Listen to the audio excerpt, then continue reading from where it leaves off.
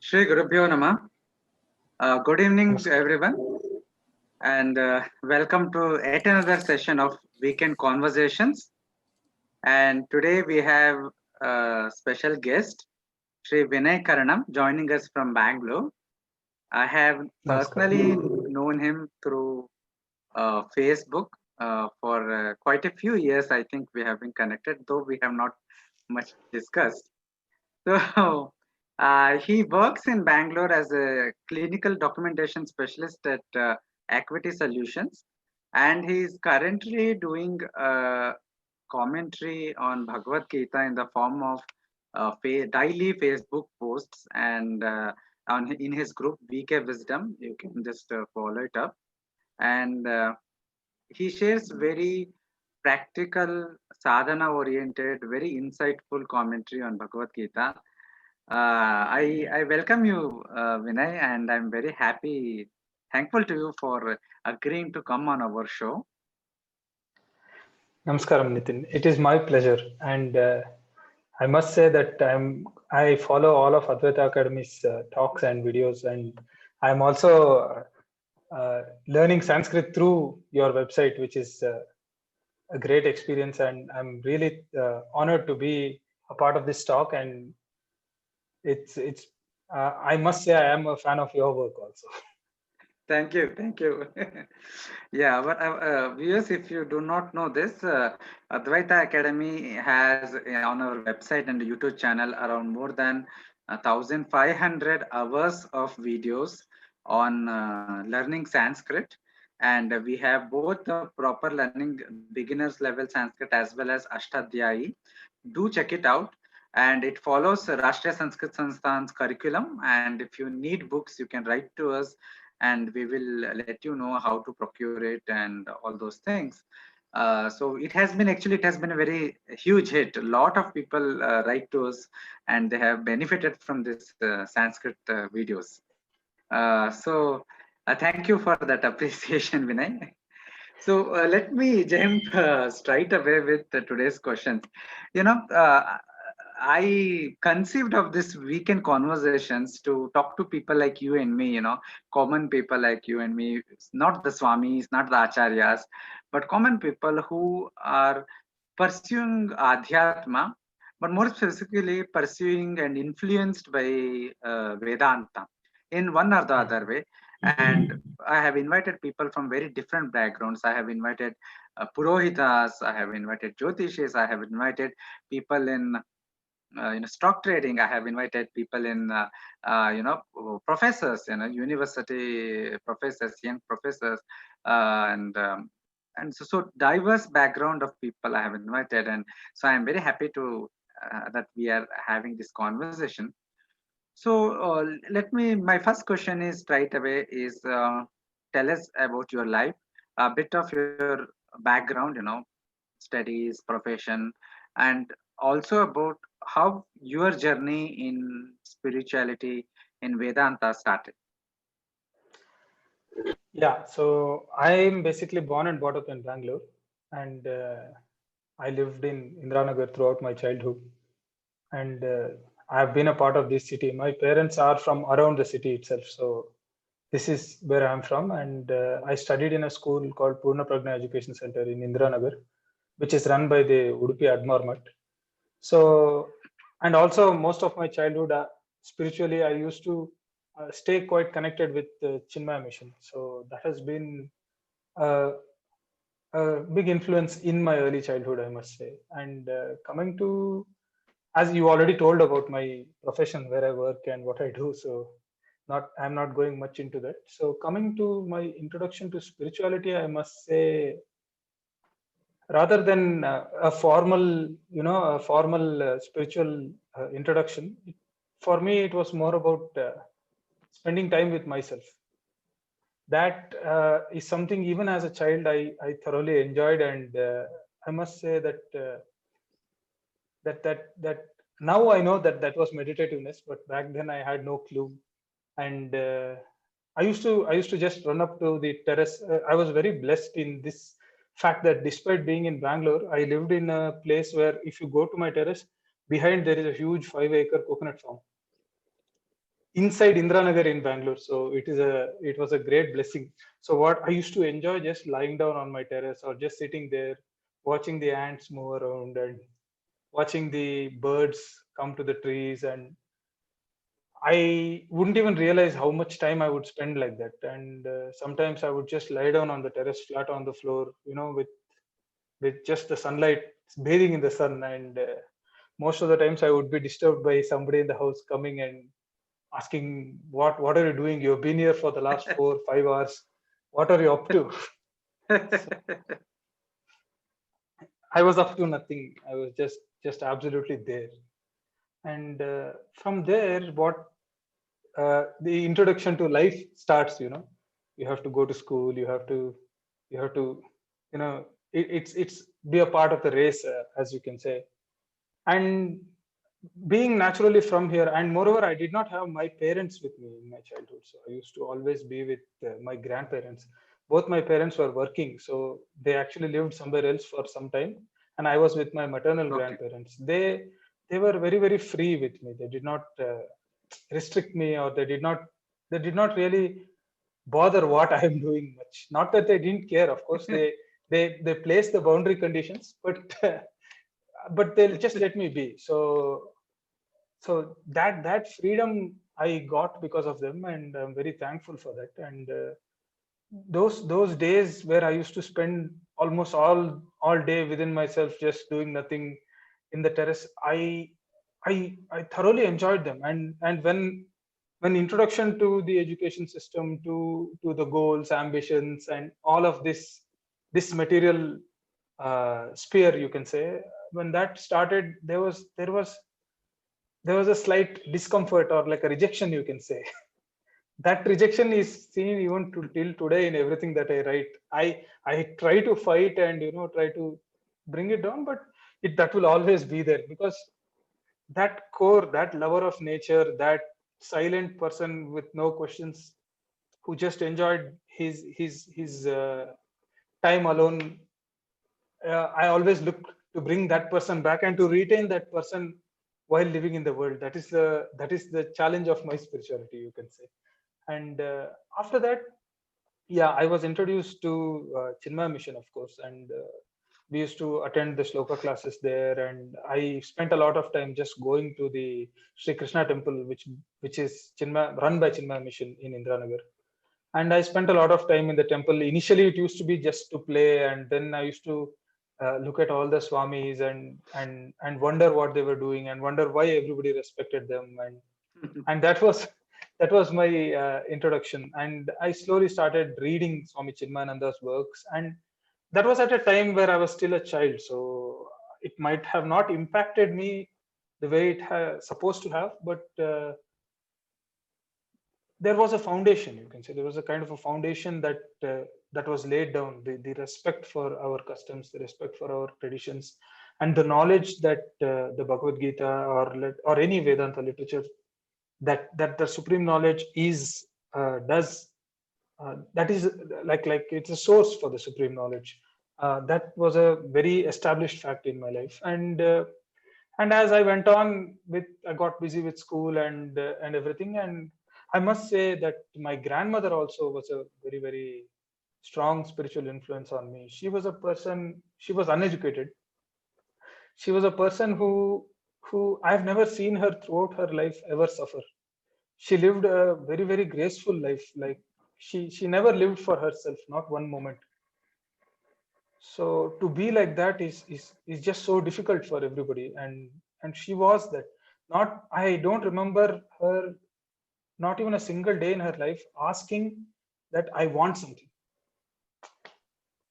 She the only thing she would bother about is has everybody at home eaten food, and is everybody at home well, and that's it. Her entire life was that's it. And I used to go with her to her village in a bus. So those days, the Bangalore Hyderabad road was not the four lane road that you see today. So we used to take a bus to Majestic and go from there to her village. And she used to tell me stories about her father, my great grandfather. Uh, she used to tell me that he left his body, or he expired while he was inside the Rama temple. He used to do the puja in the Rama temple. So while he was inside the Rama temple, he was found passed away at the feet of the idol. So that story, it struck me. It kind of it struck a chord. She told me this while going in the bus to her village, and I still remember so clearly. From that day, it was just Rama, Rama, Rama, and she kind of did not like it. She didn't like it because she associated Rama with Vairagya, and she would be like, "Oh, this guy is not in our hands now. If he gets into this too much." So so that is my introduction to bhakti, you can say. And this would run parallelly. And then also my upanayana was done by my parents, and I was introduced to the Gayatri Mantra Japam, which I did very religiously. And during those times, it was a mix of bhakti and Sandhya Vandanam. And also uh, that, you can say, at the age of 16, 17, that was when the depth of seeking started in me. And You don't do that Sandhya Vandana now? I try to do. Not it's been because of my schedule, right? I wake up late, and I try to catch up, but yes, it is my effort to do it every day. At least I have to bring it in more regularly. So as I said, where was I? You were saying that at the age of 16, your sadhana deepened. Yes. So yeah, the sadhana deepened, and I actually started seeking out more than the daily practices and the bhakti. And there was this person who still enjoyed him being with himself, although it had kind of slowly reduced. As you interact with the world, that person has to slow down, calm down. That you leave very less time for that person. So then I was introduced to Sadhguru Jaggi Vasudev's yoga and meditation by my uncle, who had already run the program. He had just very recently done it. He really liked it, and since he knew that I was also interested, and there is this bhakti spark in me, he just handed me over a book of Sadhguru Jaggi Vasudev. I think it was Encounter the Enlightened, and that was the first time I came across this whole concept of samadhi, of meditation, of enlightenment, of yoga, and all these things. And I must say, life has never been the same after that book. So it's a huge transformative experience, just knowing all these things. And then I discovered that even Sadhguru used to spend his time like this, being alone, and just he used to swing on the tree, and he would spend a lot of time by himself. Until then, I used to think that this is something weird. This is not right. That I go and spend 4 hours, 5 hours just sitting somewhere and doing nothing, and just being there in the moment. But this book kind of gave me validation that yes, I'm not different. It's okay to do that. So so until then, it wasn't quite solid in me that this is normal, this is okay. So I got into the program. I did the program that he teaches, the inner engineering, and it really transformed my life. I practice that to this day.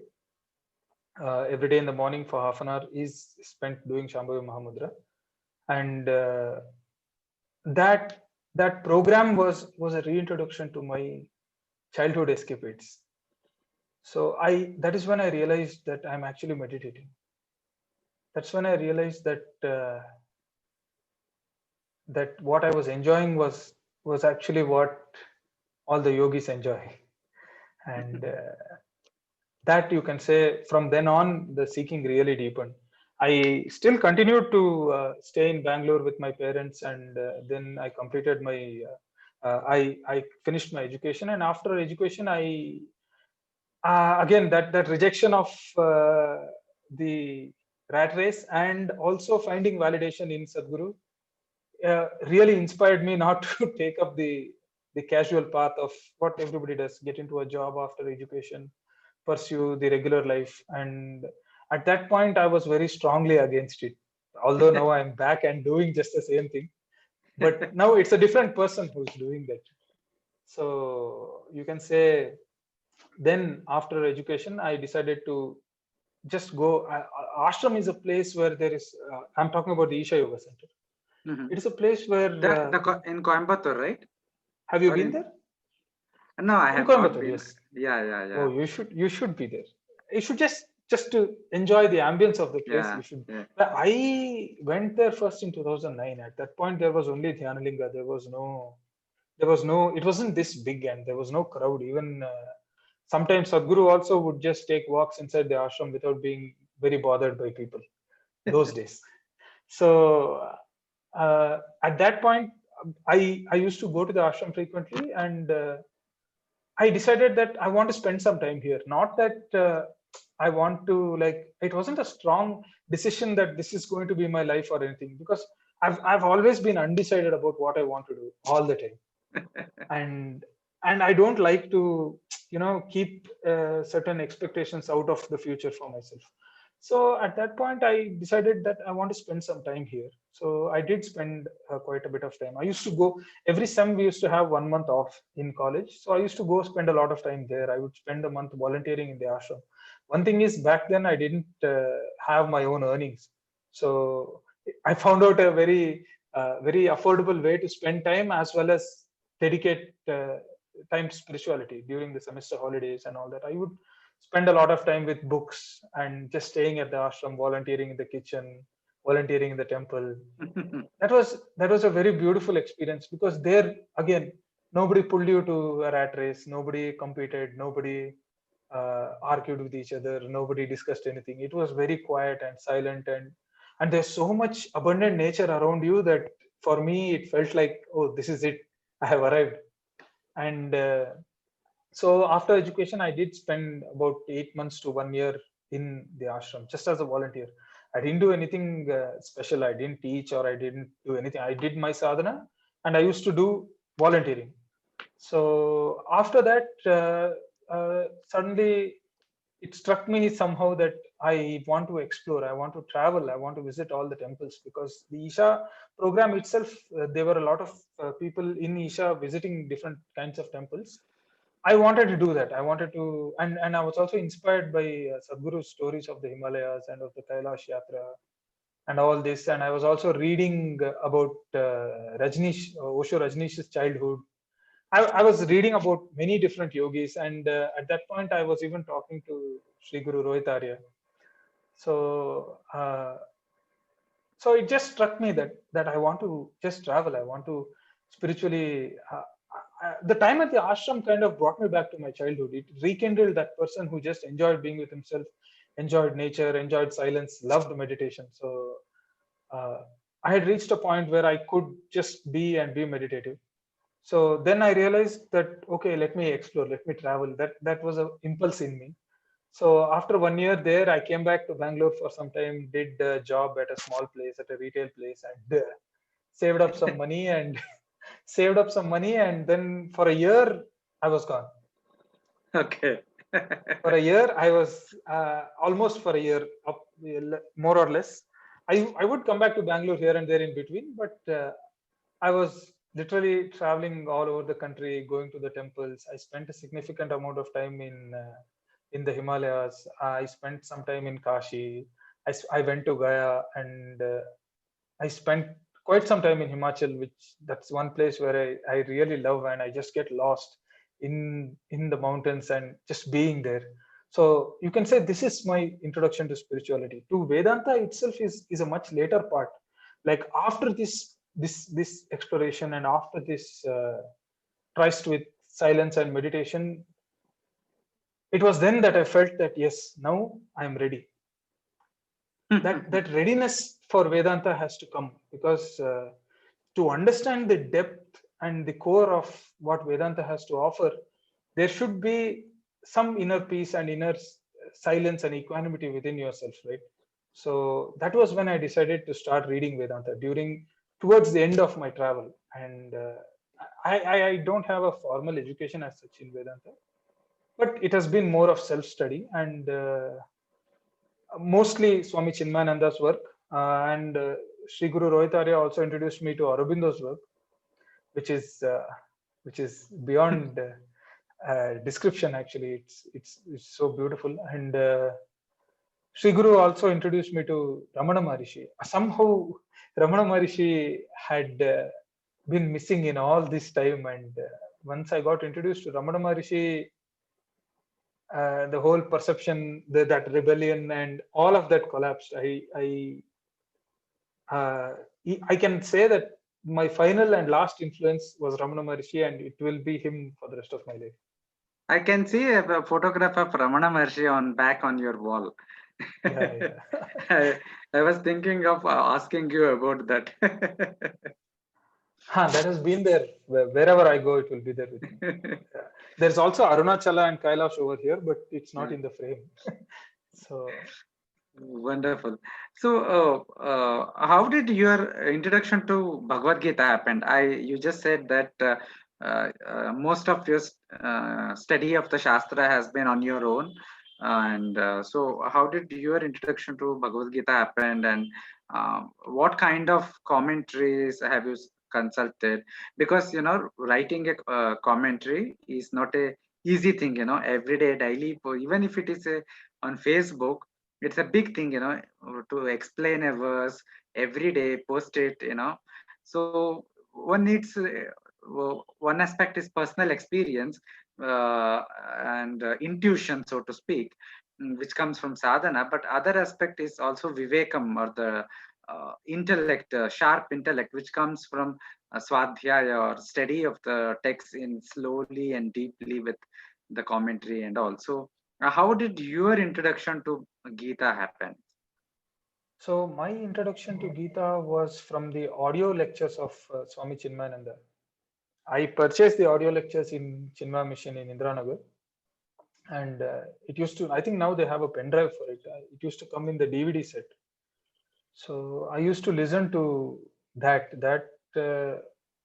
You can say it's a part of my introduction to Vedanta. Swami Chinmayananda's talks really touched me. Bhagavad Gita is I may be biased when I say this, but it is the most transformative book that exists, hands down. So and then after listening to the audio lectures, I read the book as well. The book was pretty much in line with the audio lectures. So I think maybe it's a transcript. I'm not sure about that.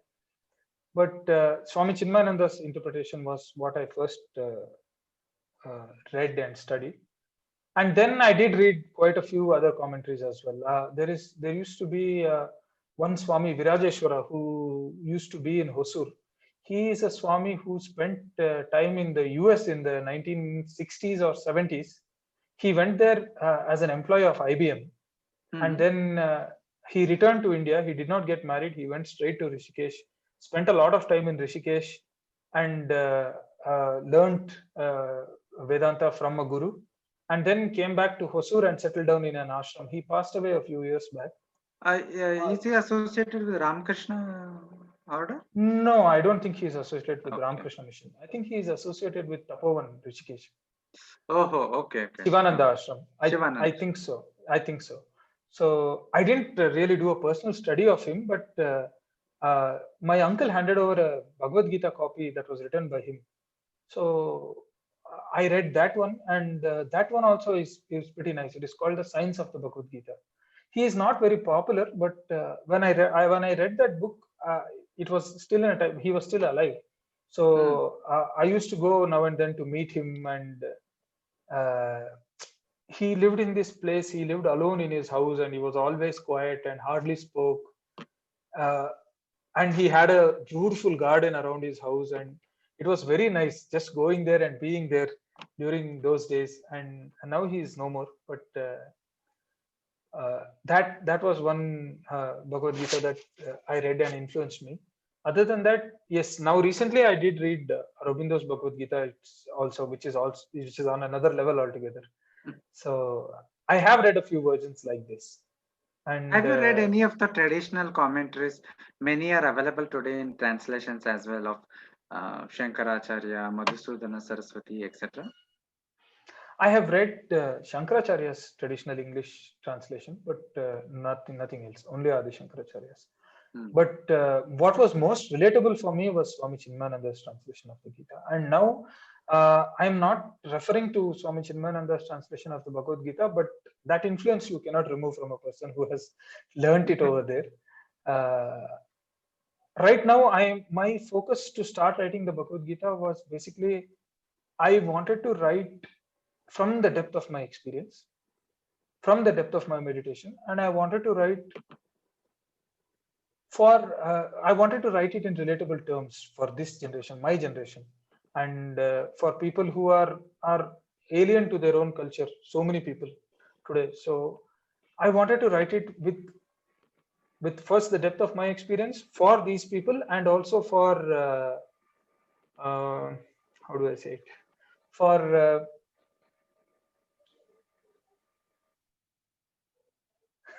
no, let's.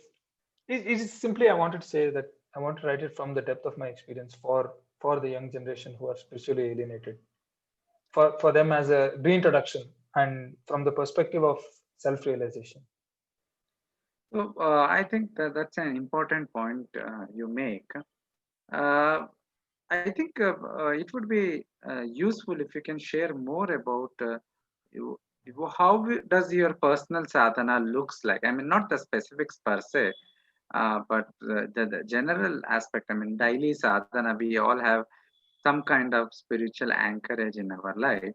And how do you think it has helped you in this interpretation of Bhagavad Gita? It is the very foundation. I cannot say it helped me. That would be too small. It is the very foundation of my entire life, not just Bhagavad Gita or not just this work that I do. It is every day morning when I just sit down and be quiet, and it serves as a reminder that of the impermanence of life, of the temporariness of existence, and of the entire the drama that goes on. When you shut out from it, sadhana is a key to shut out from the material world, and when you shut out from that every day in the morning, for how much ever time you are doing it, that serves as the foundation. That very act of doing it every day, it serves as a foundation to the rest of your day and the rest of your life. Eventually it becomes the very way you are. So I won't say sadhana helped me, because that would be an understatement. Nice. So my next question is, you have been answering my questions before me asking, so I'm going out of questions. So my next question is, when you see Gita is kind of a Bhagavad Gita is kind of a forest, I say, anybody who dips in the waters of Gita learns a lesson that is unique to him or her.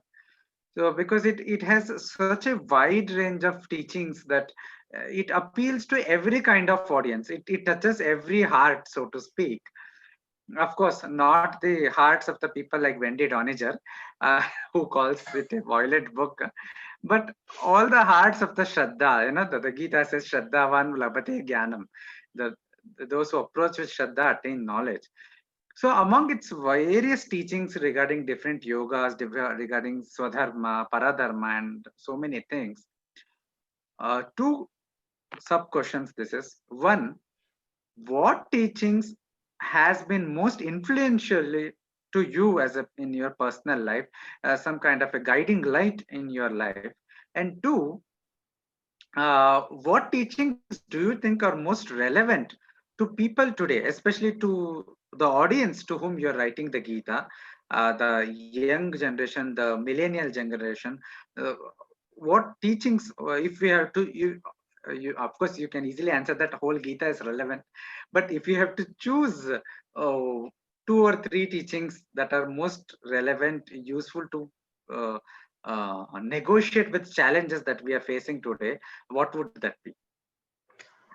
I think the existential challenge itself, that to do or not to do, to be or not to be, is the propeller towards the Bhagavad Gita, because Arjuna is there, right? Arjuna does not know what to do because he is faced by a challenge that he is overcome with. He is overwhelmed and he does not know what to do in life. He does not. He surrenders that to come to the Gita. It is very ideal if you come as Arjuna. So if you are in that position, when I came to the Gita, I was pretty much in that particular state where I didn't have a career or a stable, stable future as expected, and I also did not absolutely had no clue what to do. That was when Gita came to me, or I went to the, however you want to put it. So the very teaching of Sankhya Yoga and Karma Sannyasa Yoga is something that blew me off my mind, and that is the reason I am here today. I am married, I am doing my job, and I am willing to contribute to society and to dharma because of Karma Sannyasa Yoga and Sankhya Yoga. Those two chapters in the starting itself, right? So those two chapters kind of opened my eyes to what exactly vairagya is, what exactly renunciation is, and what exactly are your responsibilities and duties. So Sankhya Yoga goes through the entire nature of the Atman, and after that, always when you come across such a high sounding philosophy, you will think that I need to dedicate my life to this. I need to renunciate. I need to give up everything and just pursue this one thing. To understand this one thing is going to take too much of my life. But then Krishna says that what you need to renounce is rather your attachment, your the hankering person who is within you, the person who wants more and is seeking fulfillment through that wanting. So karma sannyasa is being active in the world, fulfilling all your responsibilities, working for the dharma, while at the same time being absolutely renunciated within yourself. So that was a concept I might have read it before. People might have told it to me before, but it never struck me the way it struck me when I read it in the Bhagavad Gita. They say that it has to happen like that. Sometimes many people will be talking about the same thing, but you will not understand it. But then you come across something that possesses so much energy, so much vibrance, and it just strikes you. Just you understand it at that one moment that okay, this is what it is, and that was what the Bhagavad Gita, the Karma Sannyasa Yoga, especially contributed to me. And I think it's very relevant to everybody who's out in the world today as well, because they also are chasing an illusory happiness in terms of, if I get this, I will be happy. If I do that, I will be happy. One part is chasing that kind of fulfillment, and the other part does not know whether that chase is correct, whether that chase is absolutely the purpose of life. Yeah. So that confusion is there in everybody. They just don't allow it to become the dominating confusion, and they don't come to the Gita that way. But this confusion, people who have this confusion, it is almost everybody, right? Especially I can't even limit that to an age group, because most people have that confusion, and the Gita is a solution to that confusion by the Bhagavan himself. So everybody has to come to it, and this is the reason I also write, and this is the reason and this is the influence it has had on my life. Wonderful. I have a more of a philosophical question now. Bhagavad Gita starts, as we are just discussing, with Arjuna's Vishada Yoga, right? He is in Yes. delusion and all. And it is interesting to me that Arjuna wants to renounce the world, renounce the battlefield, and go away. But Krishna teaches him to stay and fight. Now, if you take the Upanishads as a whole, you have many Upanishads like Mundaka and everything, which holds renunciation as the highest goal. And it clearly says when you realize the world is futile, you take up, that fire sticks to your guru and take up complete renunciation, the way Shankara takes and all. But here Arjuna wants to take such a renunciation, but Krishna stops it and basically asks him to do his swadharma, which was to fight in the war because he was Kshatriya. So I think the key point was the aspect of Arjuna being a Kshatriya and what his particular Swadharma was. So Swadharma is one of the important teachings of Bhagavad Gita as I see it. And but different people have a slightly different approach to the notion of Swadharma. So can you shed some light on Swadharma and how you see it based on your own personal sadhana and personal intuition? Yeah. Yes. So Arjuna comes to Krishna with the desire for renunciation.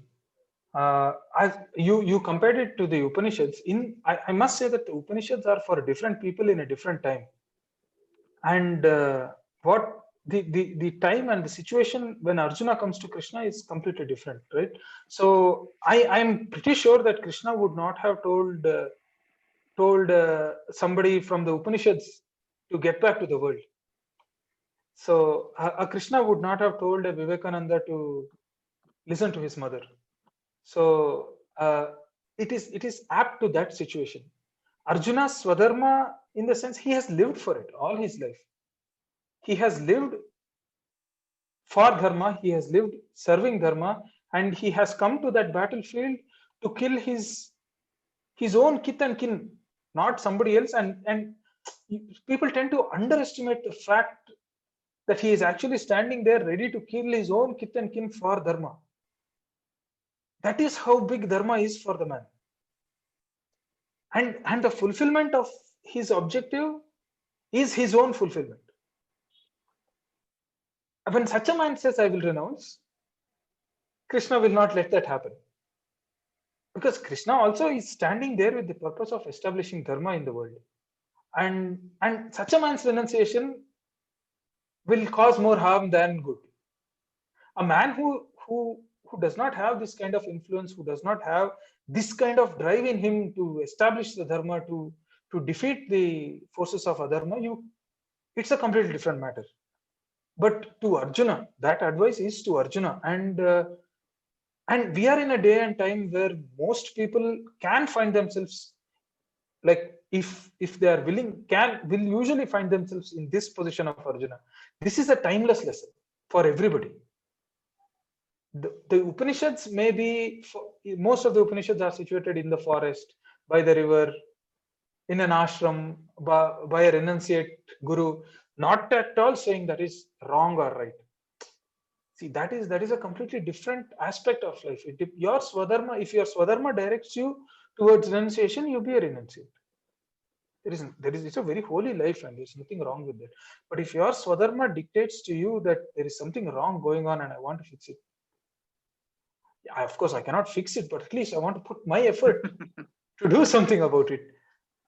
And if that kind of pull is there, the Bhagavad Gita will actually encourage you and be that foundation and be the accelerator for that kind of work. So it again totally depends. Swadharma is not, it's not prescribed as much as it is coming from within. A person who really wants to do something will do it. And if he stops himself from doing it, he moves to depression. Whatever you want to do, you have to do, but you have to do it within the regulations, within the prescriptions of Dharma.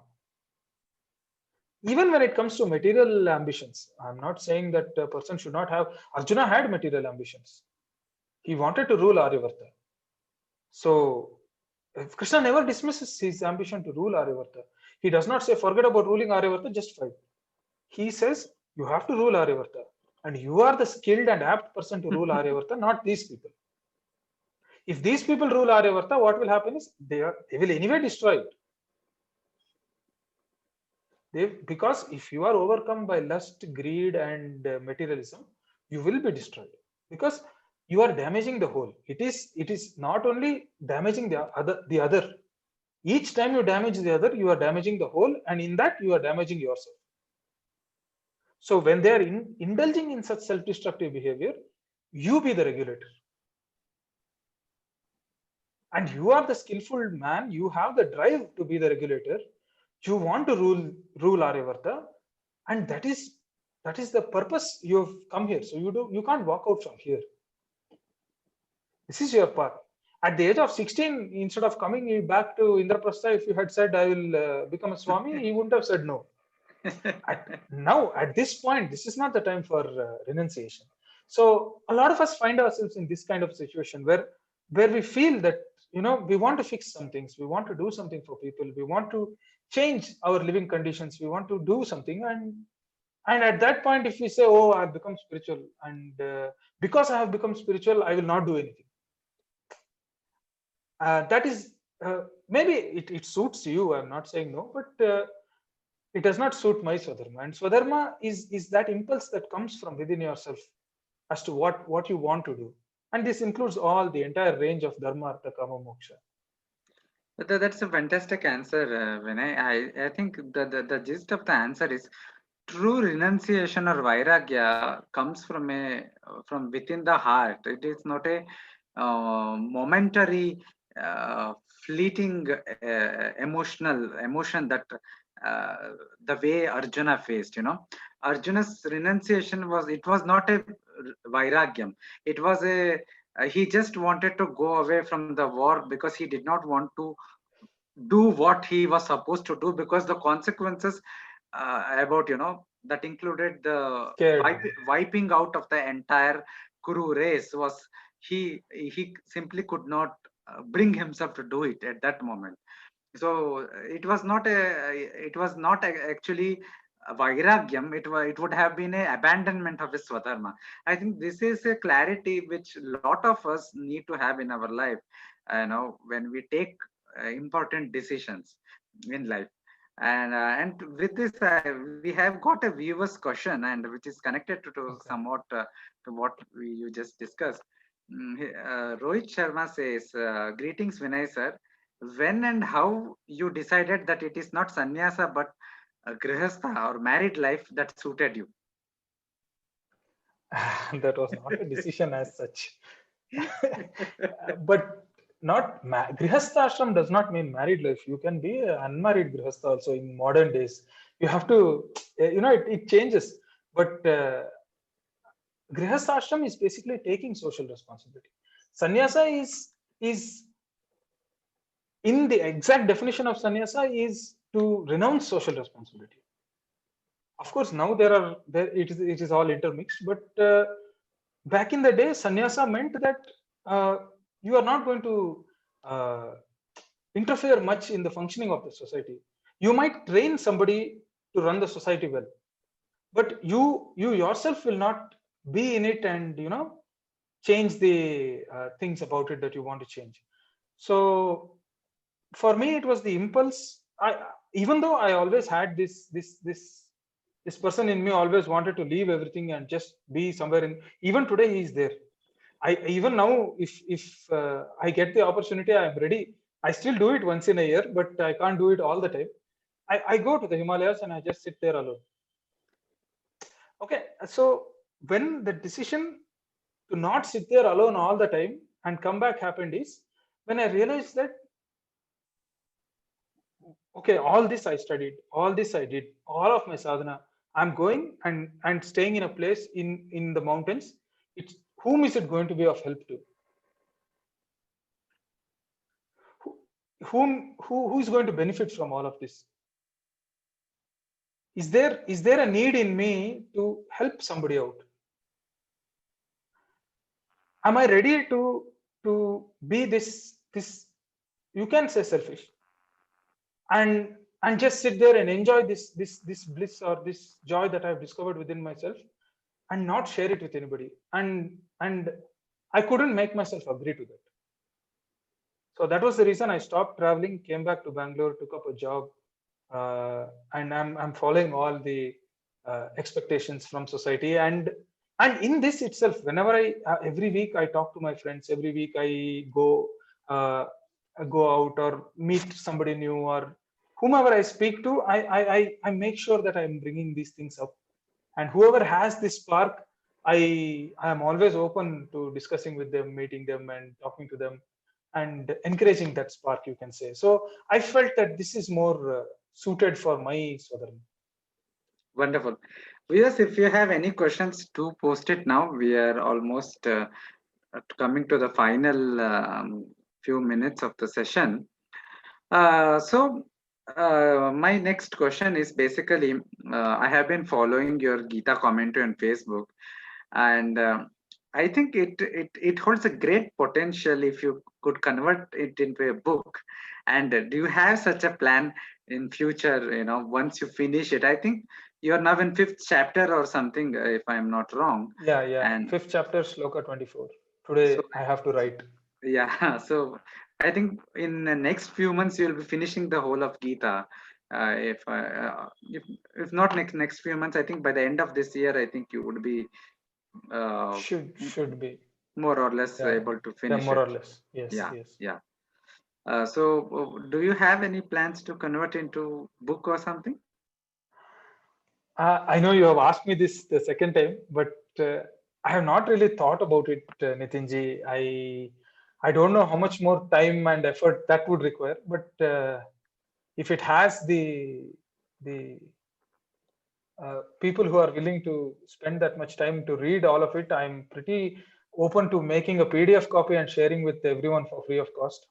And also, I may think about it, but there's a lot of work to do on the commentary itself to present it as a book. As a daily commentary, you kind of escape from the need to not be repetitive, the need to be more structured, more organized. In a daily commentary, you can be repetitive because somebody who reads yesterday is going to read again only today.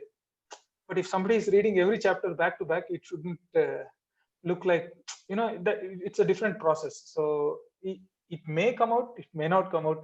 I'm not committing to that yet.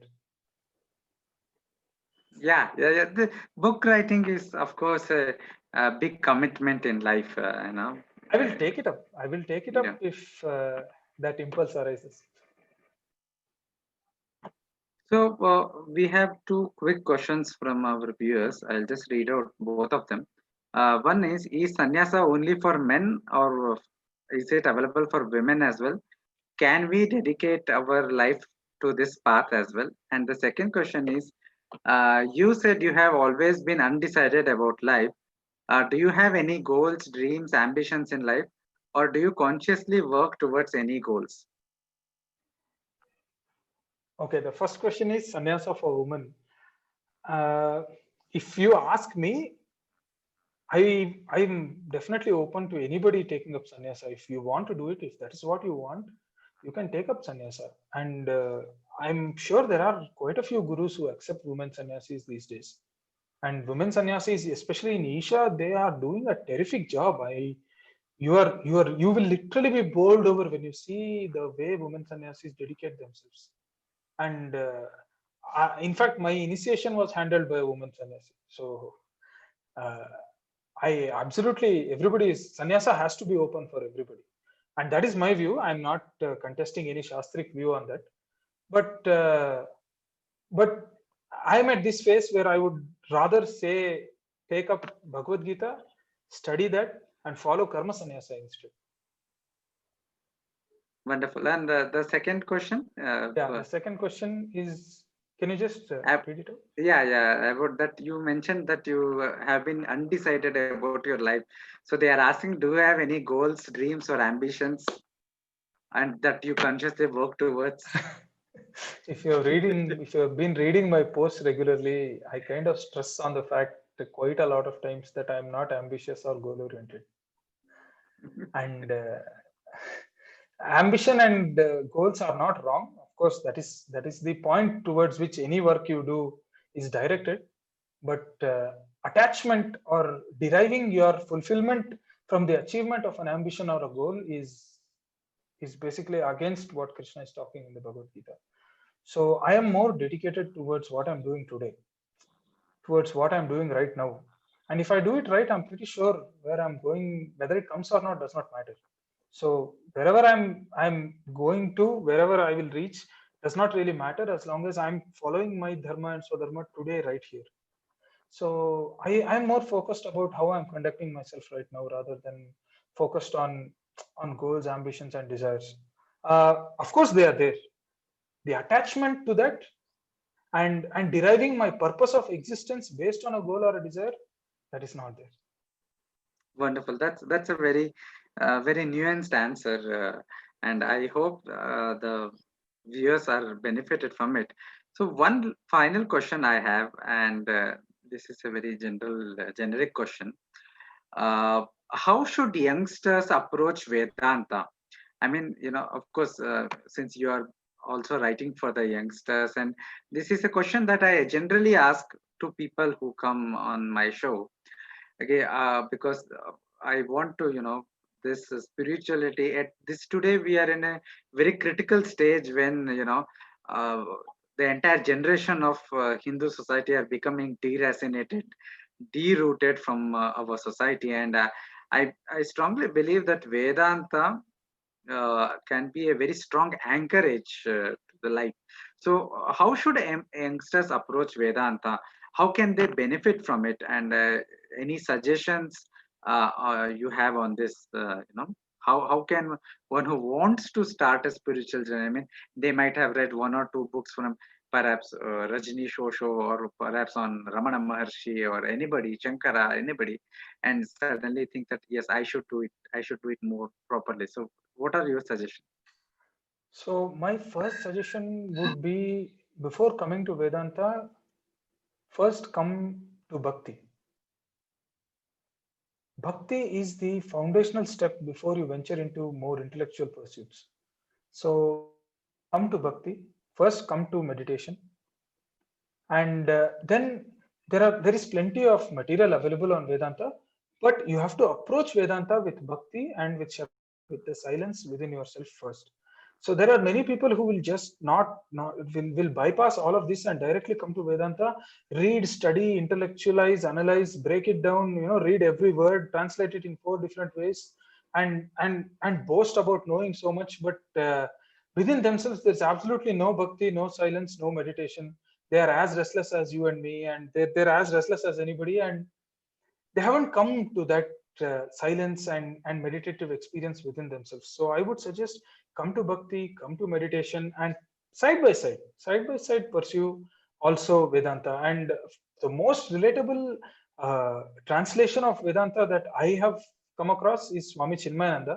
And there are many books available. Everybody has their own preferences, but my recommendation to come to Vedanta would definitely be Swami Chinmayananda. Wonderful. Thank you, Vinay. Yes, I think that is a very practical suggestion. And if I have to put it in a Shastric words, just reframing what Vinay has just said. If you have to purely go according to Shastras, the Vedanta Upadesha is given only after one develops sadhana chatushtayam, the Viveka, Vairagya, Shatka Sampatti, and Mumukshatva. And to develop that, one has to do Karma Yoga and Bhakti Yoga.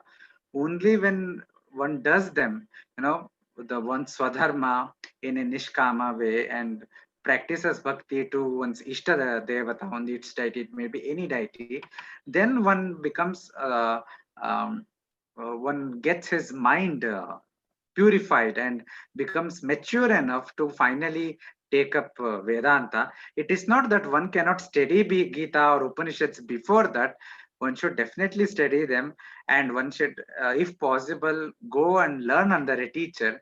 And today, the Advaita Academy is trying to take the teachings of the teachers to your own homes, to your laptops, to, you just need to open our It's very website or easy now. YouTube channel, and you can study any text. We literally have more than 12,000 videos on various aspects of Hindu Dharma and Vedanta.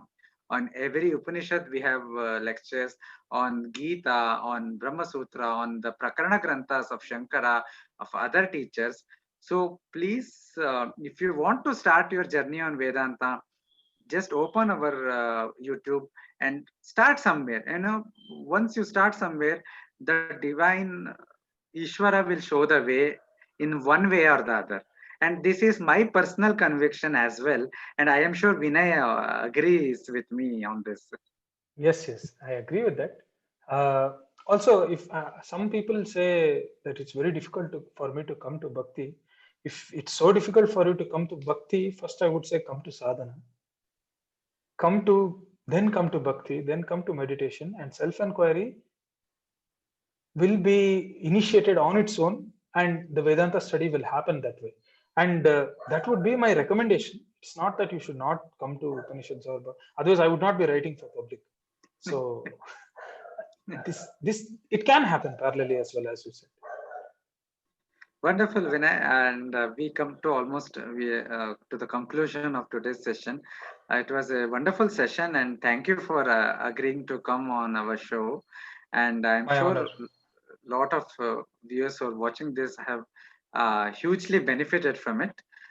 Viewers, stay tuned. Follow us on Twitter, Instagram, on Facebook for our announcements. Check out our YouTube channel, and we conduct live events every weekend. And you can check our website, our calendar as well for more details about what we will be bringing uh, every week.